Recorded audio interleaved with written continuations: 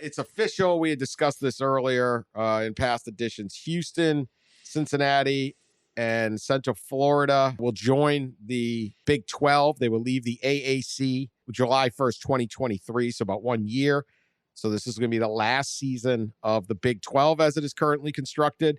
BYU was already going to join on that date, so we will have this crowded bus station until Texas and Oklahoma leave. If they are actually there in 2023, and my guess is they might be. Certainly looks like it. But Pat, what have you heard on this, and what do you take out of it? Yeah, $18 million exit fee for those schools getting out of the AAC, but pretty sweetheart payments on that. It's like they got to pay $10 million of it fairly quickly, and then like the other $8 million can be spread out over 14 years. So they got time to $1 a week for it's like getting a new mattress, right? It's like basically it's like you've got a duplex or something where people are moving in before the other people move out, and now you got a crowd, and it's going to be a little awkward. And how are you going to share the bathrooms and the kitchen?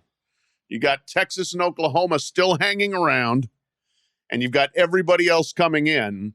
And I totally get why the Big 12 is like, oh, no, we're not letting you out early. We're going to get all the revenue from you, and if you try to leave, we're going to maximize our penalty payments against you, because that's what I think you should do if somebody's going to break their contract and abandon your conference and leave it jeopardized. But you also keep yourself from moving on with what your new iteration is going to be. The sooner everybody moved on theoretically would be better, but I, again, don't blame the Big 12 for absolutely wrenching every last penny you could get out of the Sooners and the Longhorns. So along those lines, Cincinnati is having an excellent recruiting class. All of them are doing a little bit better than they normally do. Cincinnati's up to number 3. Now they got a lot of commits, and they're not going to last at number 3, but their average star ranking and all that kind of projects out to be sort of borderline top 25, which is a significant get for a non-Power 5 school.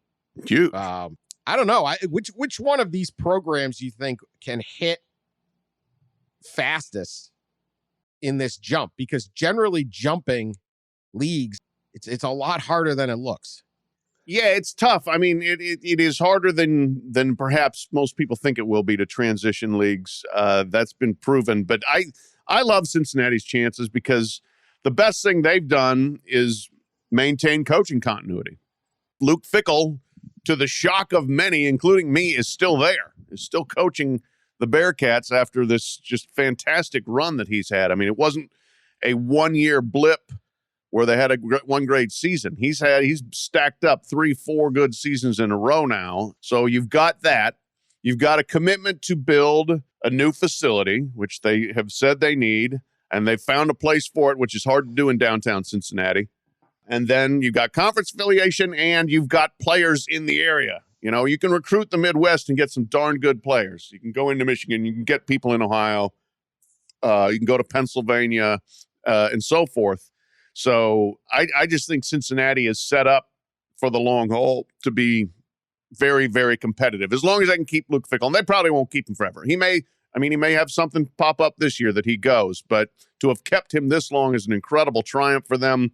And we're seeing in the recruiting what the benefits are of having a big NFL class coming off of a breakthrough, pioneering historic playoff appearance. So it's all momentum at Cincinnati right now.